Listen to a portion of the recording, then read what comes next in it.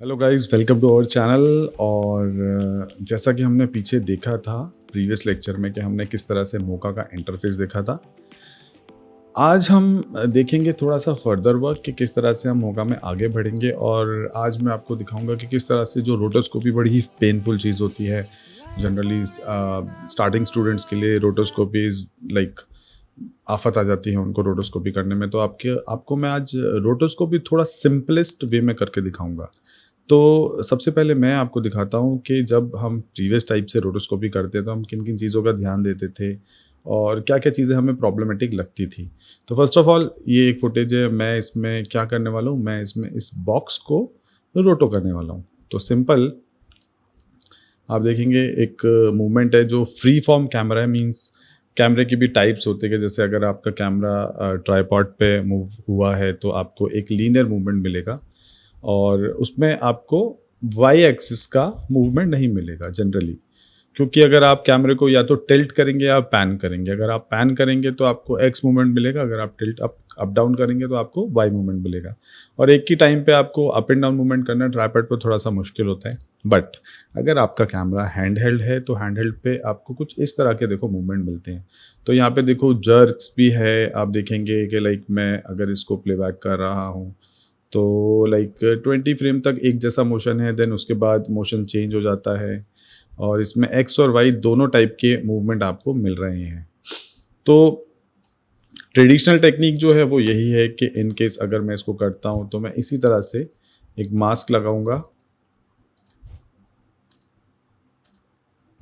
और मास्क मिलने के बाद मैं उसी ट्रेडिशनल टेक्निक से इसको फ्रेम बाय फ्रेम की करके और आगे चलूँगा। तो यहाँ पर क्या प्रॉब्लम आती है कि लेट्स से मैं इसको जस्ट फर्स्ट मूवमेंट तक इसको रोटो कर देता हूँ।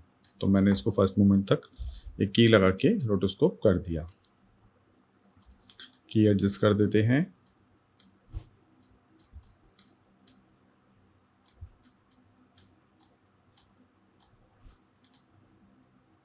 की एडजस्ट करने के बाद आप देखेंगे तो फर्स्ट मूवमेंट और लास्ट मूवमेंट में थोड़ा सा डिफरेंस है, बिकॉज इसमें एक लीनियर मूवमेंट नहीं है, इसमें थोड़ा जर्की मूवमेंट है। मीन्स टाइमिंग डिफरेंट हो रही है इसमें हर फ्रेम में। तो अगर सेम टाइमिंग रहता तो हम इतने लंबे इंटरवल तक कुछ कीज़ में काम कर सकते हैं। बट यहाँ पे मुझे जो लग रहा है यहाँ पे मल्टीपल कीज़ में मुझे काम करना पड़ेगा इन केस अगर हम स्टैंडर्ड एप्लीकेशन में काम कर रहे हैं तो ये थोड़ा सा पेनफुल भी होता है और टाइम टेकिंग भी होता है। तो इंडस्ट्री में आप जब भी इस तरह का काम करते हैं तो ऑब्वियसली वहाँ पर देखो टाइम बचाया जाता है और प्रोडक्टिविटी दी जाती है। तो यहाँ पर आप देखो अभी इन बिटवीन मेरे को यहाँ पे भी प्रॉब्लम आ रहा है। तो मैं इसको थोड़ा सा एडजस्ट करता हूँ। तो अभी भी आप देखोगे तो थोड़ा थोड़ा मेरे को जर्क मिल ही रहा है। तो ऑब्वियसली बात है कि मैं अगर कभी भी ऑब्जेक्ट्स रोटोस्कोपी कर रहा हूँ तो मैं इतना टाइम नहीं लगाऊंगा। मुझे थोड़ा सा क्विक रिजल्ट चाहिए। तो क्विक रिजल्ट के लिए मुझे क्या करना होगा, मैं डायरेक्ट स्विच होता हूँ अगेन अपने मोका पर, इफेक्ट्स, बोरिस इफेक्ट्स एंड मोका। मैं यहाँ पर क्लिक करता हूँ और मैं जस्ट मोका के इंटरफेस पे एंटर हो जाता हूँ। तो यहाँ पर अगर मेरे को इस फुटेज को with in a minute rotoscope भी करना है और मास्क भी जनरेट करना है तो उसके लिए मुझे क्या करना होगा, जस्ट हम करते हैं। तो मैं क्या करता हूँ, यहाँ से एक्सप्लेन लेता हूँ। जैसे प्रीवियस लेक्चर में मैंने आपको इंटरफेस के बारे में बताया था, तो ये मेरा लेक्चर नंबर 2 या सेशन नंबर 2 आप बोल सकते हो मौका को लेके। अगर आपको पढ़ना है तो आप इसको सीरियल वाइज पढ़ो। Just first go to interface, then first lecture और जो भी फर्दर लेक्चर्स आएंगे, second lecture, third lecture, fourth lecture, तो हम उसमें आपको बताते रहेंगे कि कैसे कैसे हमें फर्दर सॉफ्टवेयर में आगे बढ़ना है। तो लेट्स गो विद एक्सप्लाइन। अच्छा, मैं एक्सप्लाइन के लिए क्यों चल रहा हूँ, एक्सप्लाइन के लिए बेसिकली इसलिए चल रहा हूँ कि मैं आज आपको एक्सप्लाइन और बी स्प्लाइन का भी डिफरेंस बताता हूँ क्या होता है। देखो, एक्सप्लाइन जब भी मैं बनाता हूँ तो आप देखेंगे कि उसमें कोई टेंजेंट नहीं बन रहा है।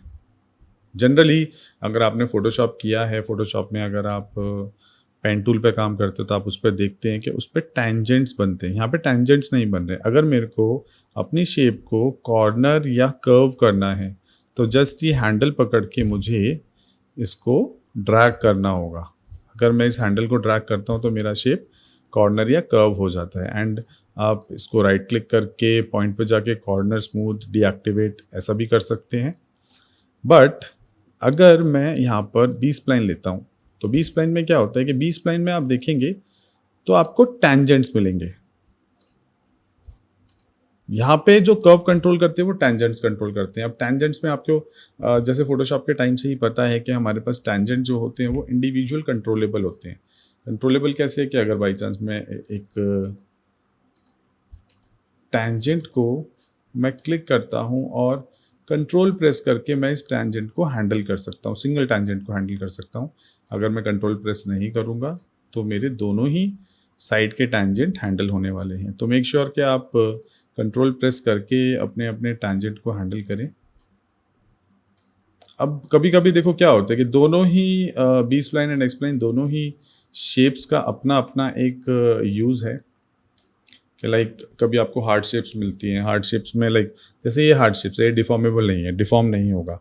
कपड़ा डिफॉर्मेबल होता है, कपड़ा या कैरेक्टर अगर अपने पोज चेंज करता है तो वहाँ पे भी आपको मास्क डिफॉर्मेबल मिलता है। तो उस कंडीशन में आप दोनों ही मास्क का यूज़ कर सकते हो। देखो कपड़े के लिए आप एक्स स्प्लाइन का बहुत अच्छे से यूज़ कर सकते हो, आप हार्ड शेप्स के लिए बी स्प्लाइन एक्स स्प्लाइन दोनों यूज़ कर सकते हो। मेरे को जो पर्सनली पसंद है, मेरे को यहाँ पर एक्स स्प्लाइन पसंद है क्योंकि कंट्रोल जल्दी हो जाता है। तो I will go with x spline first. तो मैंने यहाँ पे देखो एक्स स्प्लाइन का एक मास्क बनाया, तो मैं यहाँ पे इस शेप को थोड़ा सा एडजस्ट कर देता हूँ। एडजस्ट करने के बाद जस्ट मैं इसको कॉर्नर पे पहुँचाता हूँ और कॉर्नर पे पहुँचाने के बाद जैसे देखो मैं इस पॉइंट को पकड़ के जब मैं इधर कर रहा हूँ तो मेरे को जूम देखना है तो जूम देखने के लिए मुझे कुछ विंडो एक्टिव करना पड़ेगा। जैसे मैं यहाँ पर ये एक विंडो एक्टिव कर देता हूँ, शो जूम विंडो। तो जब भी मैं यहाँ से पॉइंट मूव करूँगा तो आपको देखो ऊपर दिखेगा। आप जब भी कोई पॉइंट पकड़ेंगे जूम विंडो पे आपको दिखने वाला है। तो मैं क्या करता हूँ, जूम विंडो की हेल्प से प्रॉपरली उसको कोने में लगा देता हूँ। तो ज़रूरी नहीं है कि देखो मौका इज़ नॉट लाइक कि आपको 4 पॉइंट ही लगाने हैं। मैं जस्ट अभी देखो मैंने इस टेबल के लिए 4 पॉइंट लगाए हैं। आप चाहो तो ज़्यादा पॉइंट भी लगा सकते हो बिकॉज यहाँ पर थोड़ा ट्रैकिंग के लिए मेरे को मतलब 2 डिफरेंट सिनेरियोज हैं मेरे पास। एक सिनेरियो कि मैं रोटोस्कोपी करूँ, दूसरा सिनेरियो कि मैं यहाँ पे कोई ऑब्जेक्ट प्लेस करूँ। ऑब्जेक्ट प्लेस करने में तो देखो मेरे को कोई मतलब लाइक शेप का कोई प्रॉब्लम नहीं होगा कि मैं किस तरह की शेप बनाऊँ। जस्ट क्योंकि मोका का जो मैकेनिज़्म है वो मैकेनिज़्म है कि वो आपकी शेप के अंदर वाले ऑब्जेक्ट्स के हिसाब से ट्रैकिंग देता है। ठीक है, तो जस्ट जैसे ये आपको दिख रहा है यहाँ पे कुछ पेपर है, हाई कॉन्ट्रास्ट एरिया है, तो ऑब्वियसली ये इसके अंदर अपने शेप्स को कवर करेगा। तो मैं जस्ट क्या करता हूँ, मैंने यहाँ पे मास्क बनाया। मास्क बनाने के बाद यहाँ पर देखो कुछ ऑप्शंस है। आप ट्रैक मेन्यू में आओगे और ऑब्वियसली मैं आफ्टर इफेक्ट्स का एक बेसिक प्लगइन यूज़ कर रहा हूँ, तो यहाँ पे मेरे को कुछ कम मॉड्यूल मिलेंगे। अगर आप मोका प्रो यूज़ करेंगे तो आपको यहाँ पे ज़्यादा मॉड्यूल मिलेंगे। तो मैं मोका प्रो भी यूज़ करूँगा, बट अभी के लिए जो मेरा यूज़ है वो यहाँ पर सफिशिएंट है कि मतलब मेरे को यहाँ पर मेरा काम हो जाएगा।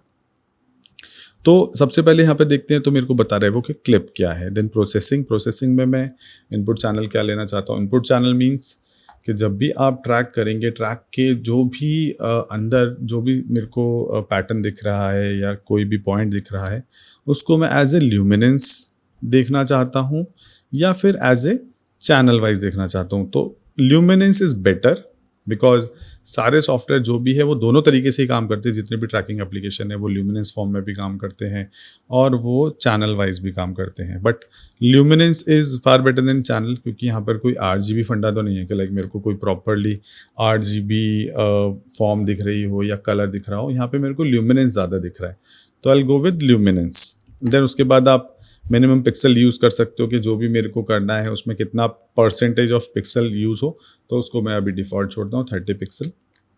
ये थोड़ी सी क्रूशल चीज़ है बिकॉज ट्रैकिंग के लिए आप किस तरह का ट्रैक कर रहे हो, राइट। अगर यहाँ पे मेरे को कोई प्लेन लगाना है तो ये चीज़ें मेरे लिए बहुत यूज़फुल हो जाती हैं। क्यों यूज़फुल हो जाती हैं? बिकॉज मैं देखो ट्रांसलेशन भी करना चाहता हूँ। जब भी मेरा ट्रैक होगा तो मैं ट्रांसलेशन भी हैंडल करना चाहता हूँ, स्केलिंग भी हैंडल करना चाहता हूँ, रोटेशन भी हैंडल करना चाहता हूँ। शेयरिंग इज़ लाइक अगर बाई चांस कोई चीज़ हल्की फुल्की डिफॉर्म होके वो अपना टेंजेंट्स ऊपर नीचे कर रही है तो मैं शेयरिंग भी ऑन कर दूंगा। और most important is perspective, because आप देखोगे तो यहाँ पे मेरी शेप पर्सपेक्टिव भी चेंज कर रही है, तो मैं यहाँ पे पर्सपेक्टिव भी ऑन कर देता हूँ। उसके बाद अगर मेरे को सर्च एरिया में कुछ चेंजेस लाने तो मैं सर्च एरिया में करता हूँ, बट अभी के लिए मैं इन सभी चीज़ों को डिफ़ॉल्ट छोड़ देता हूँ। जो हमारी इंपॉर्टेंट चीज़ है वो मैंने यहाँ पर हैंडल किया। उसके बाद सिंपल हमको ट्रैक फॉरवर्ड, अगर आप फर्स्ट फ्रेम पर हैं तो ट्रैक फॉरवर्ड, अगर आप कहीं मिडवे पर हैं, मिडवे इज़ लाइक अगर आपको लग रहा है कि कोई भी ऑब्जेक्ट मेरे को स्टार्टिंग में प्रॉपर नहीं दिख रहा है बट थोड़ा फ्रेम बाद जाके मेरे को प्रॉपर दिख रहा है, तो मैं वहाँ से भी ट्रैक फॉरवर्ड स्टार्ट कर सकता हूँ, देन वहीं से मैं बैकवर्ड भी कर दूंगा बिकॉज मेरे पास ट्रैकिंग के ऑप्शन हैं। और अगर आपको नहीं समझ आता तो आप मेरे को कमेंट बॉक्स में बोल सकते हैं गाइस, तो मैं उस पर प्रॉपर वीडियो आपको बना के दे सकता हूँ। बट बहुत सिंपल है, आप समझेंगे तो बहुत ईजी होगा आपके समझने के लिए। तो मैं यहाँ पे क्या करता हूँ, ट्रैक फॉरवर्ड। तो ट्रैक फॉरवर्ड जब करेंगे तो यहाँ पर आप देखेंगे मेरा मास्क ट्रैक हो रहा है।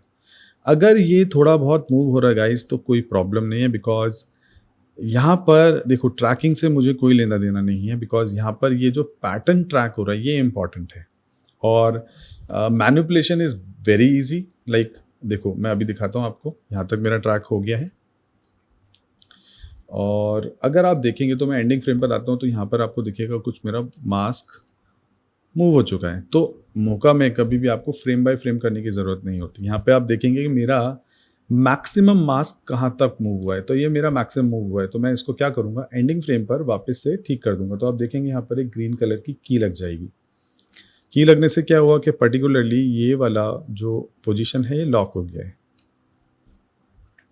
तो मैंने इसको ठीक किया। अभी मैं थोड़ा पीछे चलता हूँ तो आप देखेंगे, देखो वहीं पर वो सेटल्ड है। इन केस अगर बीच में थोड़ा बहुत मूव करता है तो आप बीच में भी उसको थोड़ा सा सेटल कर सकते हो। And it's up to you guys, because जैसे देखो मूवमेंट दिखेगी आपको मास्क दिखेगा मूव होता। ऐसा नहीं है कि देखो मेरे को हर फ्रेम पे की करना पड़े, बिकॉज उसके एक्स वाई की जो मूवमेंट हो रही है वो ऑटोमेटिकली मेरे को सॉफ्टवेयर ने कैप्चर करके दिया। तो अब आप देखेंगे मेरा टेबल टॉप ऑलमोस्ट मेरे को रोटो के मिल चुका है। उसके बाद मैं क्या करता हूँ, अभी मेरे को बॉक्स का भी रोटो चाहिए, तो मैं क्या करता हूँ, सिंपल से फिर से एक एक्सप्लेन लेता हूँ, बॉक्स पे जाता हूँ, बॉक्स का रोटो बनाता हूँ। बॉक्स का रोटो बनाने के बाद आप क्या करेंगे, यहाँ पर देखो एक चीज़ इंपॉर्टेंट है विच इज़ प्रोसेसिंग। तो मैं अभी जस्ट नाम रख देता हूँ, ये है टेबल टॉप। एंड ये वाला जो मास्क है इसको हम बॉक्स नाम दे देते हैं, बॉक्स। तो दोनों की प्रोसेसिंग ऑन है, बिकॉज पहला मास्क देखो जब मैंने ट्रैक किया था तो दूसरा मास्क नहीं था, मतलब दूसरा शेप मेरे पास नहीं था, तो मेरे को प्रोसेसिंग का कोई इशू नहीं था। बट अभी मैं पहला जो मास्क है वो ट्रैक कर चुका हूँ। अगर मैंने ये प्रोसेसिंग बटन ऑन रखा और दूसरा मास्क ट्रैक किया तो मेरे पहले मास्क पे भी उसका इफेक्ट पड़ेगा। तो मेरा जब पहला वाला मास्क परफेक्ट हो चुका है तो मैं इसकी प्रोसेसिंग बंद कर देता हूँ एंड मैं इसकी आई भी ऑफ कर सकता हूँ, बिकॉज मेरे को देखना नहीं है। मेक श्योर आप प्रोसेसिंग ज़रूर बंद करें, बिकॉज आपको एरर्स आ सकते हैं अगर आप सेम मास्क मतलब दो अलग अलग प्लेनर्स को एक ही टाइम पे ट्रैक करोगे तो सॉफ्टवेयर को थोड़ी प्रॉब्लम हो सकती है। वो नहीं समझ पाएगा कि किस तरह से ट्रैक करना है। तो मेक श्योर कि आप एक ऑब्जेक्ट को एक टाइम पे ट्रैक करें। तो मैं इसको क्या करता हूँ, अभी फिर से सारी कीज़ को पकड़ के कॉर्नर कर देता हूँ एंड देखो मेरे को यहाँ पे दिख रहा है कि मैं कितना सेटल कर रहा हूँ उसको। तो बिल्कुल एग्जैक्ट मैं इसको भी कॉर्नर में सेटल कर देता हूँ।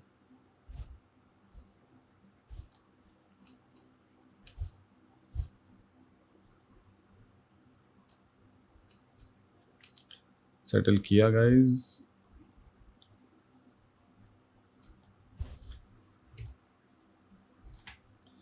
बिल्कुल प्रॉपरली आप एज टू एज इसको मिला दो।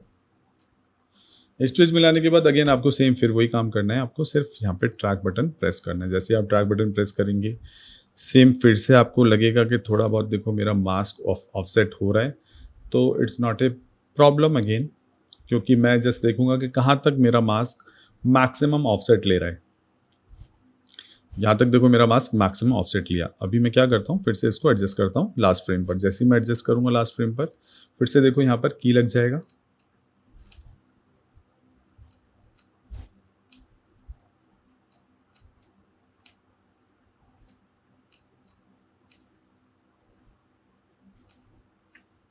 की लगने के बाद आप इसको थोड़ा सा पीछे आएंगे और देखेंगे फिर से अगर किसी और फ्रेम पे मेरा मास्क थोड़ा बहुत भी मूव कर रहा है, जैसे यहाँ पर फिर से मैंने देखा तो ये कुछ कॉर्नर्स मेरे मूव कर गए हैं, तो मैं इसको फिर से ठीक कर देता हूँ।